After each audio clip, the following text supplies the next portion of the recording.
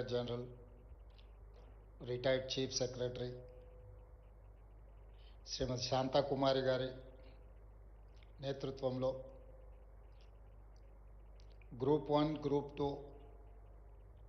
అధికారుల శిక్షణ కార్యక్రమాన్ని నిర్వహించి ఈ కార్యక్రమంలో నాతో పాటు తెలంగాణ రాష్ట్ర ప్రభుత్వ సలహాదారులు వేం నరేందర్ రెడ్డి గారిని ఆహ్వానించి 43 రోజుల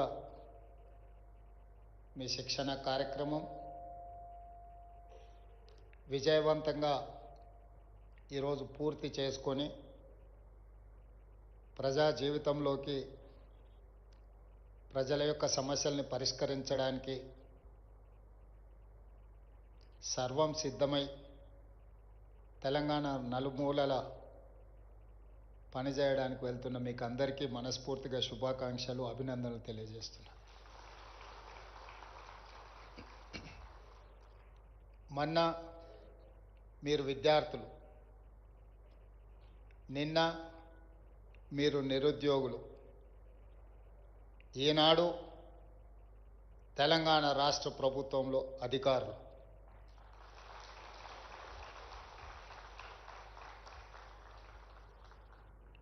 ఈ ప్రభుత్వం యొక్క ప్రతినిధులుగా ప్రజాపాలనను 4 కోట్ల తెలంగాణ ప్రజలకు అందించడానికి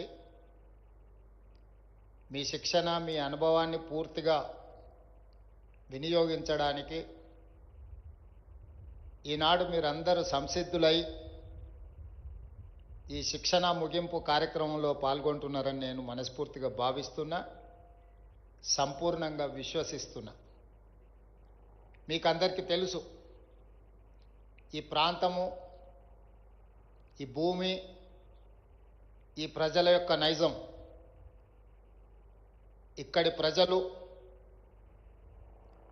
ఆకలినైనా సహిస్తారు కానీ అవమానాన్ని సహించరు.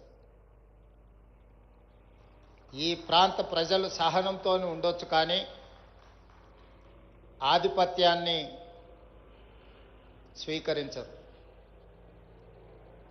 ఇది కొన్ని దశాబ్దాలుగా రాచరికం నుంచి ప్రజాస్వామ్యం వరకు ఈ ప్రాంత ప్రజలు,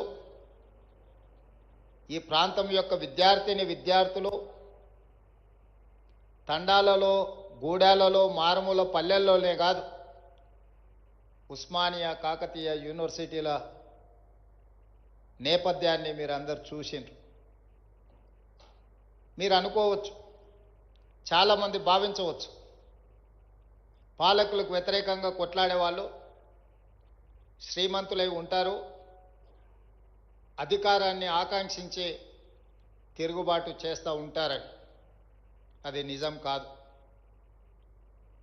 రామ్జీ గోండ్, కొమరం భీం ఏ రాజ్యాలో, ఏ మనులు మాణిక్యాల కోసమో కొట్లాడలే. ఆదివాసీల జీవితాలలో వెలుగు కోసం ఆనాడు వాళ్ళ మీద ఆధిపత్యం చెలాయిస్తుంటే వాళ్ళు తిరుగుబాటు చేశారు. అంతకంటే వెనక్కి వెళ్తే కాకతీయ సామ్రాజ్యం మీద తిరుగుబాటు చేసిన, తలెత్తి నిలబడి కొట్లాడిన సమ్మక్క సారలమ్మ, జంపన్న గురించి నేను మీకు చెప్పాల్సిన అవసరం లేదు. ఈనాడు జనంలో నుంచి వచ్చిన వనదేవతలుగా ఈరోజు గౌరవించబడుతున్నారు సమ్మక్క సారలమ్మ. అంటే ఆనాడు కాకతీయ సామ్రాజ్యం చక్రవర్తులు వాళ్ళ మీద చెలాయించాలనుకున్న ఆధిపత్యానికి ఎదురొడ్డి నిలబడ్డానికే ఈనాడు వాళ్ళు వనదేవతలై మనం ప్రత్యక్షంగా వాళ్ళని కొలుస్తున్నాం. అదే కాదు, 220 సంవత్సరాల సుదీర్ఘమైన పరిపాలన అందించిన నిజాం రాజులు, నిజాం ప్రభువుల మీద కూడా ఈ ప్రాంత ప్రజలు తిరుగుబాటు చేయడం, తిరుగుబాటులో కీలక భూమిక పోషించిన ప్రాంతాల నుంచి మీరు పుట్టి పెరిగి ఈరోజు గ్రూప్ 1 అధికారులుగా మారడం, ఈ ప్రాంతం చేసిన సాయుధ రైతాంగ పోరాట స్ఫూర్తి మీకు అందరికీ తెలుసు. ప్రజాస్వామ్యం, ప్రజలకు స్వేచ్ఛ, ప్రజలు ఆశించిన సామాజిక న్యాయం, ప్రజలు కోరుకున్న సమాన అవకాశాల కోసమే పదే పదే ఈ ప్రాంత ప్రజలు కొట్లాడినరు. ఈ ప్రాంత ప్రజలు అసూలు బాసిండ్రు. ఈ ప్రాంతంలో వేలాది మంది అమరవీరులుగా నిలబడ్డారు. అట్లాంటి ఈ ప్రాంతానికి,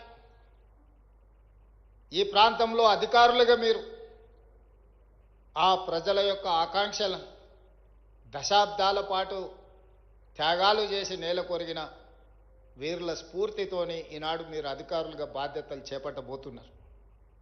అందుకే యువమిత్రులైన అధికారులకు నా సూచన ఒక్కటే, సమ్మక్క సారలమ్మైన, రామ్జీ గోండ్ కొమరం భీమ్ అయినా, చాకలి ఐలమ్మ దొడ్డి కొమరయ్య అయినా, ప్రజాస్వామ్యంలో రావి నారాయణ రెడ్డి గారు లాంటి వాళ్ళు ప్రజల కోసం అహర్నిశలు కృషి చేసిన ఎవరినైనా స్ఫూర్తిని తీసుకోండి. రావి నారాయణ రెడ్డి గారు మొట్టమొదటి భారతదేశంలో జరిగిన పార్లమెంట్ ఎన్నికల్లో దేశంలోనే అత్యధిక మెజారిటీ, మొట్టమొదటి ప్రధానమంత్రి పండిత్ జవహర్లాల్ నెహ్రూ కంటే కూడా అత్యధిక ఓట్లు సాధించిన పార్లమెంట్ సభ్యుడిగా దేశ చరిత్ర పుటలలో ఘనకీర్తి సాధించిన బిడ్డ కూడా తెలంగాణ నుంచే. వారు ఈ రోజున్న పార్లమెంట్ భవనాన్ని అత్యధిక మెజారిటీతో గెలిచిన రావి నారాయణ రెడ్డి గారి చేత పండిత్ జవహర్లాల్ నెహ్రూ గారు చేపించారు. ఇది చాలా మందికి తెలియని సత్యం. అంత గొప్ప కార్యక్రమమే కాదు, జమీందారులు, జాగీర్దారులు, భూస్వాముల చేతుల్లో ఉన్న లక్షలాది ఎకరాల భూములను అగ్రికల్చర్ సీలింగ్ యాక్ట్ తీసుకొచ్చి ఈరోజు పేదవాళ్లను కూడా భూ యజమానులను చేసిన చట్టాలను తీసుకొచ్చిన బూర్గుల రామకృష్ణారావు గారు, పివి నరసింహారావు గారు కూడా ఈ ప్రాంతం నుంచే ప్రాతినిధ్యం వహించారు. అధికారులుగా ఎస్ఆర్ శంకరన్ గురించి నేను మీకు చెప్పాల్సిన అవసరం లేదు. తప్పకుండా మీరు పోటీ పరీక్షలకు సిద్ధమవుతున్నప్పుడు చదివే ఉంటారు. ఇప్పుడు డీజీ గారు చెప్పిన మాటల్లో వినే ఉంటారు. ఇంతమంది స్ఫూర్తితోటి మీ జీవిత ఆశయంగా, జీవితంలో ఒక లక్ష్యంగా పెట్టుకొని ప్రభుత్వం నిర్వహించిన పోటీ పరీక్షలలో గ్రూప్ 1, గ్రూప్ 2 అధికారులుగా దాదాపుగా 6 లక్షల మంది, 3 లక్షలు గ్రూప్ 1కి, 3 లక్షలకు పైగా గ్రూప్ 2కి పోటీ పడితే అందులో గ్రూప్ 1 అధికారులుగా 3 లక్షల్లో నుంచి 562గా మీరు ఎంపిక అయినరు అని అంటే లక్షలాది మందిలో మీరు మెరుగ్గా మెరికల్ లాంటి విద్యార్థులు కాబట్టే ఈరోజు మీకు ఈ అవకాశం వచ్చింది. గ్రూప్ 2లో 775 మంది సెలెక్ట్ అయినరంటే ఈరోజు కొన్ని లక్షలాది మందితో పోటీ పడి ఈరోజు మీరు సాధించిన విజయం. మీకు తెలుసు, గ్రూప్ 1 పరీక్షలు నిర్వహించినప్పుడు కానీ ఉమ్మడి రాష్ట్రంలో 2011లో గ్రూప్ 1 పరీక్షలు నిర్వహిస్తే నియామక పత్రాలు నాకు తెలిసి 2019లో నియామక పత్రాలు అందించారు. 8 సంవత్సరాల సుదీర్ఘ కాలం పట్టింది నియామక పత్రాలు అందించడానికి. కానీ 2011లో నిర్వహించిన గ్రూప్ 1 పరీక్షలు 2025 సంవత్సరం వరకు దాదాపుగా 15 సంవత్సరాలు పోటీ పరీక్షలే నిర్వహించలేని పరిస్థితిలో ఉమ్మడి రాష్ట్రం కానీ తెలంగాణ రాష్ట్రంలో పరిస్థితులు ఉండే. ఆ నేపథ్యంలో మన ప్రభుత్వం మీరందరూ కోరుకొని, మీరందరూ కష్టపడి తెచ్చుకున్న ఈ ప్రభుత్వం మీ ఆకాంక్షలకు అనుకూలంగా గ్రూప్ 1 పరీక్షలను నిర్వహించి తెలంగాణ పబ్లిక్ సర్వీస్ కమిషన్ని ప్రక్షాళన చేసి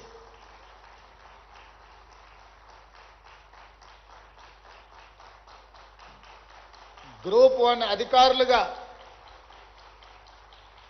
మీ నియామక ప్రశ్నాపత్రాలను, మీ నియామకాలకు సంబంధించిన నిర్ణయాలను చేసే దాంట్లో ఆర్ఎంపీ డాక్టర్లో లేకపోతే మీకంటే చిన్న హోదాలో ఉండే ప్రభుత్వ అధికారులను నియమించలేదు ఈ ప్రభుత్వం.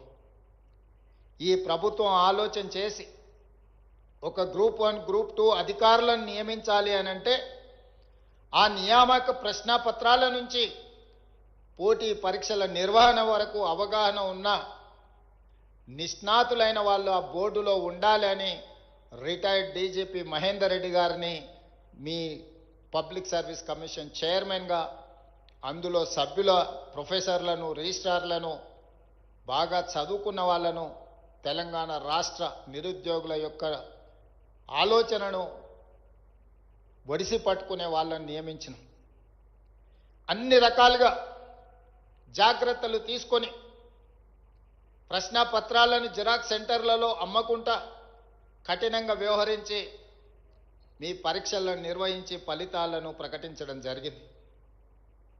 మీ ఎన్నికైన సంతోషాన్ని ఒక్కరోజు కూడా మీకు మిగిలించలేదు. మీరు కోట్ల రూపాయలు పెట్టి ఈ ఉద్యోగాలను కొనుక్కున్నారు, ఈ ప్రభుత్వం ఈ ఉద్యోగాలను అమ్ముకున్నది అని కొంతమంది గిట్టని వాళ్ళు, కొంతమంది నచ్చని వాళ్ళు, కొంతమంది రాని వాళ్ళు ప్రచారం చేయడే కాకుండా న్యాయస్థానాలలో లీగల్ లిటిగేషన్ మొదలుపెట్టారు.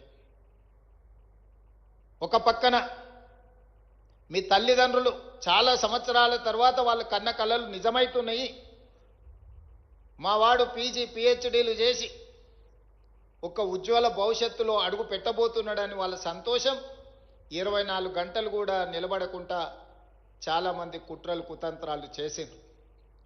న్యాయస్థానంలో జరిగిన వాదనలు మీరు విన్నారు, రాజకీయ పార్టీలు చేసిన ఆరోపణలను మీరు చూసిండ్రు.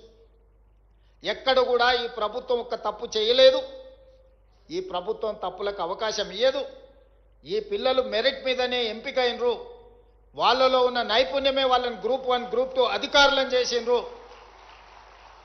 ఎవరు ఏమనుకున్నా వాళ్ళ పక్షాన నేను నిలబడతాను, వాళ్ళ తరఫున న్యాయస్థానాలలో కొట్లాడతాను అని చెప్పి తెలంగాణ స్టేట్ హైకోర్టు నుంచి సుప్రీంకోర్టు వరకు మీ పక్షాన మీకంటే మీరెంత నిబద్ధతతో ఎంత కష్టపడి సాధించిందో గుర్తించి ఈ ప్రభుత్వం మీ పక్షాన నిలబడ్డది. న్యాయస్థానాలలో మీ వాదనను బలంగా వినిపించడం జరిగింది. సింగిల్ జడ్జి దగ్గర మీకు వ్యతిరేకమైన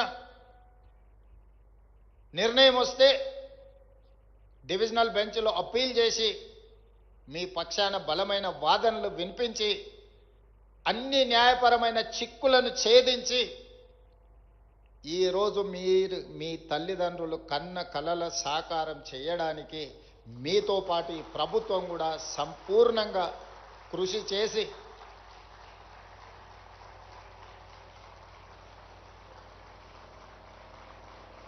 మీరు తెలివైన నైపుణ్యం కలిగిన క్రమశిక్షణ కలిగిన అధికారులు అవుతారనే సంపూర్ణమైన నమ్మకం విశ్వాసంతో ఈ ప్రభుత్వం మీ పక్షాన నిలబడ్డది.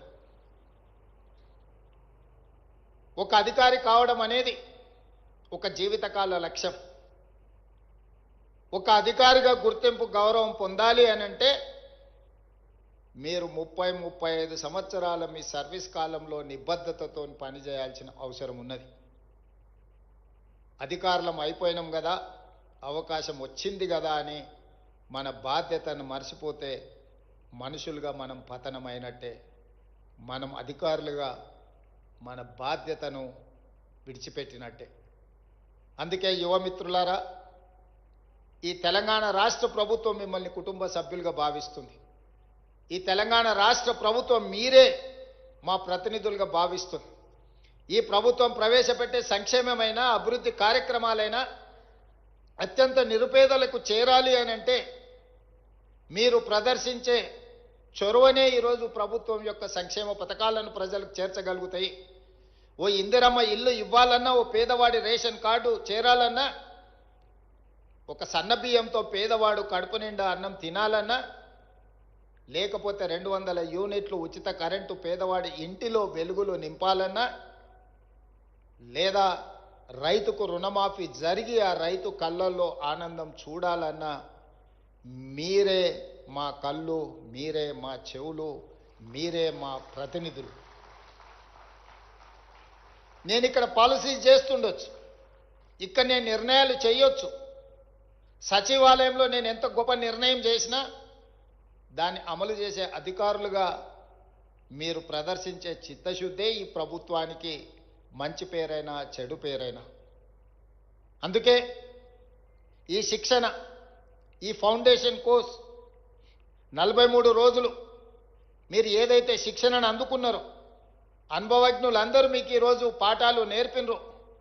ప్రొఫెసర్ పాండ్ రంగారెడ్డి గారి నుంచి మొదలు పెడితే గోపాలకృష్ణ నాయుడు గారి నుంచి చాలామంది అధికారులు, జాతీయ స్థాయిలో పనిచేసిన వాళ్ళు, ప్రైమ్ మినిస్టర్ దగ్గర కలిసి పనిచేసిన వాళ్ళు, స్టేట్ గవర్నమెంట్తో కలిసి పనిచేసిన ఉన్నతాధికారులే కాకుండా ప్రొఫెసర్ నాగేశ్వర్ లాంటి వాళ్ళు కూడా మీ దగ్గరకు వచ్చి వారి వారి అనుభవాలను చెప్పడమే కాకుండా మీరు భవిష్యత్తులో ఏ విధంగా వ్యవహరిస్తే మీ గౌరవంతో పాటు ప్రభుత్వం యొక్క ప్రతిష్ట ఏ విధంగా పెంచొచ్చో మీకు సంపూర్ణంగా వివరించినరు, మీరు అర్థం చేసుకున్నారని నేను భావిస్తున్నా.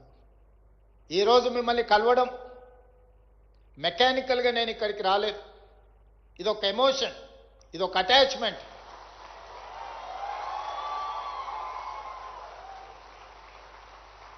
తెలంగాణ రాష్ట్ర ప్రభుత్వంలో మీరు చేరుతున్నది ఉద్యోగం కాదు, 4 కోట్ల తెలంగాణ ప్రజలతో కూడుకున్న భావోద్వేగం.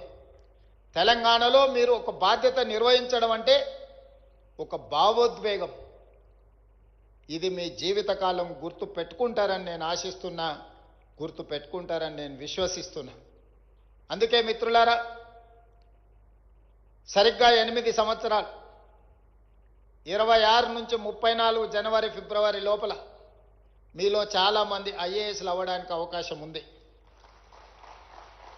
ఒక గ్రూప్ 1 అధికారి సర్వీస్లో చేరిన తర్వాత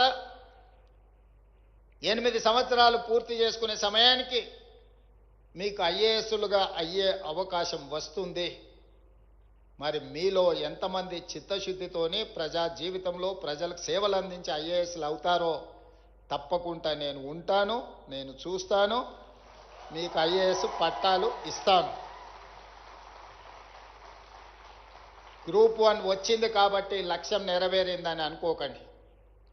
3 లక్షలుగా పైగా నిరుద్యోగులతో పోటీ పడి 562 మందికి ఎంపికయ్యారు.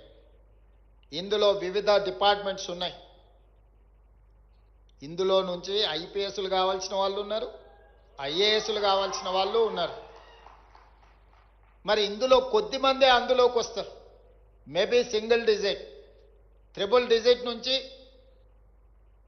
మీరు సింగిల్ డిజిట్కి ఫిల్టర్ కాబోతున్నారు. లక్షలాది మంది నుంచి వందలాలకు వచ్చారు, వందలాల నుంచి ఒకరో ఇద్దరో లేకపోతే సింగిల్ డిజిట్గా 2008కి మీరు కావచ్చు.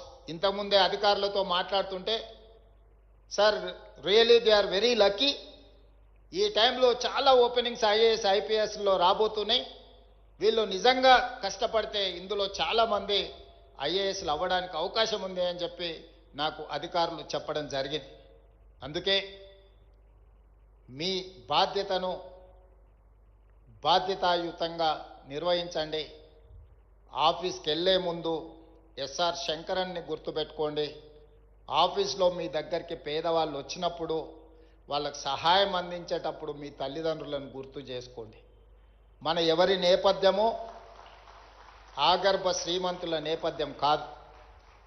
మన ఎవరి నేపథ్యమో అభివృద్ధి చెందిన దేశాల నుంచి ఇక్కడికి వలస వచ్చిన వాళ్ళం కాదు. మన నేపథ్యము వ్యవసాయము, మన నేపథ్యము గ్రామీణ ప్రాంతము.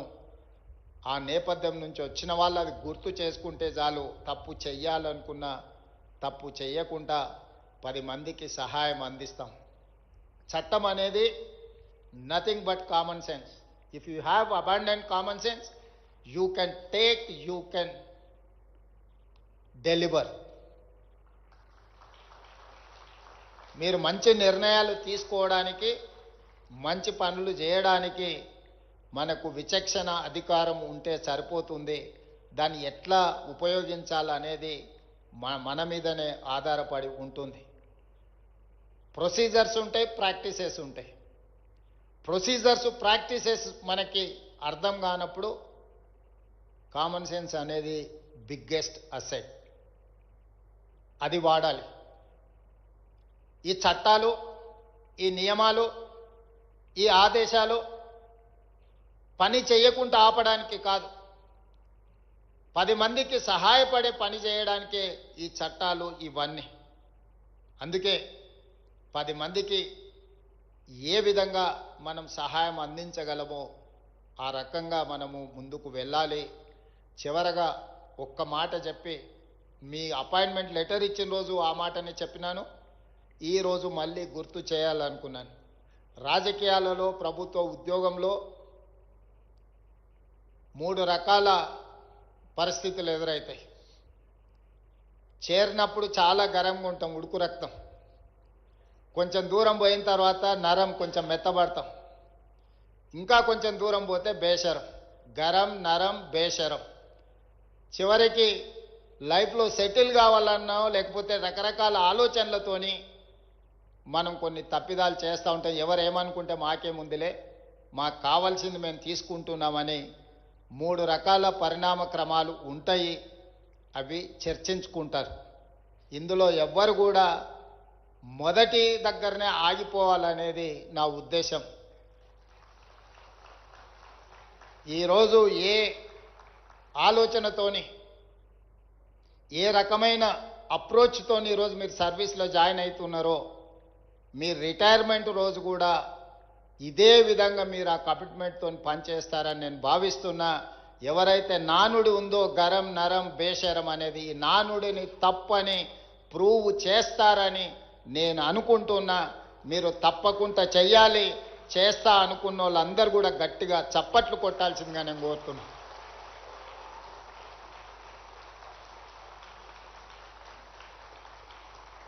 ఇక్కడ ఉన్న వాళ్ళకు కొంతమందికి పెళ్ళి అయి ఉండొచ్చు, చాలామందికి పెళ్లి కావాల్సిన అవకాశం ఉండొచ్చు. అమ్మాయిలకేమో అత్తగారింటికి వెళ్తే తల్లిదండ్రులను చూసుకోవడం కష్టమైంది. అబ్బాయిలకేమో ఇప్పుడు ఉద్యోగం రాగానే అత్తగారు వస్తారు, తల్లిదండ్రులు కొంచెం ఏముందిలే అనేది వస్తుంది. అమ్మాయిలకైనా అబ్బాయిలకైనా నా సూచన ఒక్కటే, ఇవాళ రేపు ఇంతకుముందులాగా ఫ్యామిలీలో 4-5 కిడ్స్ ఉండే కాలం కాదు. 1 or 2 కొడుకైనా బిడ్డైనా మీరే మీ తల్లిదండ్రులను గౌరవించడం, మీ తల్లిదండ్రులకు ఇవ్వాల్సిన మర్యాదతో పాటు వాళ్ళు వయసులో రెక్కలు ఊడేలాగా ఉపాధి హామీ కూలికి పోయి కూడా రూపాయి జమ చేసి మిమ్మల్ని ఇంత వాళ్ళని చేసి పెంచి పోషించండి. మీ తల్లిదండ్రులను బాగా చూసుకోండి. ఏ ఒక్క అధికారి కూడా నా చేతిలో నియామక పత్రాలు తీసుకున్న వాళ్ళను తల్లిదండ్రులను బాగా చూసుకోవడం లేదు అని నాకు తెలిస్తే మాత్రం నిజంగా నా ప్రయత్నం విఫలమైనట్టుగానే నేను భావిస్తా. ఒకవేళ అట్లాంటి సిచ్యువేషన్ వస్తే మిమ్మల్ని మీరు కరెక్షన్ చేసుకోండి. ఏదేమైనా రేపటి శాసనసభ సమావేశాలలో తల్లిదండ్రులను చూసుకో వాళ్ళ జీవితాలలో 10-15% కోత విధించి వాళ్ళ ఖాతాలు వేయడానికి నిర్ణయం తీసుకోబోతుంది. ఇది ఆడపిల్లలందరూ సంతోషంగా ఒప్పుకుంటారు నాకు తెలిసి. ఎందుకంటే వాళ్ళ అత్తగారింటికి పోయినప్పుడు అత్తగారు మొత్తం జీతం అంతా ఇటే ఇవ్వమంటారు కాబట్టి పెంచి పోషించిన తల్లిదండ్రుల మీద ఆడపిల్లలకు తప్పకుండా ప్రేమ ఉంటుంది. వాళ్ళు సంతోషంగా ఈ చట్టాన్ని స్వీకరిస్తారు. మరి అబ్బాయిల సంగతి నాకు తెలీదు. కాకపోతే మీరు కూడా ప్రిపేర్ అవ్వాల్సిందే. జాగ్రత్తగా చూసుకుంటే బాగుంటుంది, జాగ్రత్తగా చూసుకోకపోతే కోత పడుతుంది. ఈ 2 విషయాలను దృష్టిలో పెట్టుకొని మంచి శిక్షణ కార్యక్రమం, దీంట్లో ఇంకా కొంచెం ప్రాక్టికల్గా మీరు నేర్చుకోవాల్సింది ఉంది. రీసెంట్గా నేను కూడా స్టూడెంట్గా హార్వర్డ్ యూనివర్సిటీ పోయి వచ్చిన, మీకు అందరికి తెలుసు. మార్నింగ్ 7 నుంచి ఈవినింగ్ 7 వరకు క్లాసెస్ ఉండడం, అక్కడ సిస్టమ్ అంతా. మరి మీకు ఎన్ని గంటలు మీరు పార్టిసిపేట్ చేసిరో నాకు తెలీదు. అక్కడ మాత్రం మార్నింగ్ 7 o'clock నుంచి ఈవినింగ్ 7, ఆల్మోస్ట్ 12 hours కంటిన్యూస్గా ఉన్నాము. ఇది పెద్ద విషయం కాదు. కాకపోతే హార్వర్డ్తో నెగోషియేట్ చేసి వచ్చిన మీరందరూ హార్వర్డ్ వెళ్ళడానికి కష్టం అవుతుంది కాబట్టి ఈ ఎంసీ హెచ్ఆర్డి హార్వర్డ్ మధ్యలో ఒక MOU చేస్తున్నాం. వాళ్ళే ఇక్కడికి వచ్చి మీకు శిక్షణ ఇచ్చే విధంగా executive education classes Marri Chennareddy ప్రాంగణంలో జరగబోతున్నాయి. In principle they have agreed to come and teach in Marri Chennareddy. తొందరలోనే MOUs అన్ని సంతకాలు పెడుతున్నాం. అంత కరెక్ట్గా ఉంటే రాబోయే 6 నెలల్లో రాష్ట్ర అవతరణ దినోత్సవం లోపల హార్వర్డ్ యూనివర్సిటీ మర్రి ఎంసీ హెచ్ఆర్డీకి రాబోతుంది. మీరు మళ్ళీ శిక్షణకు వచ్చినప్పుడు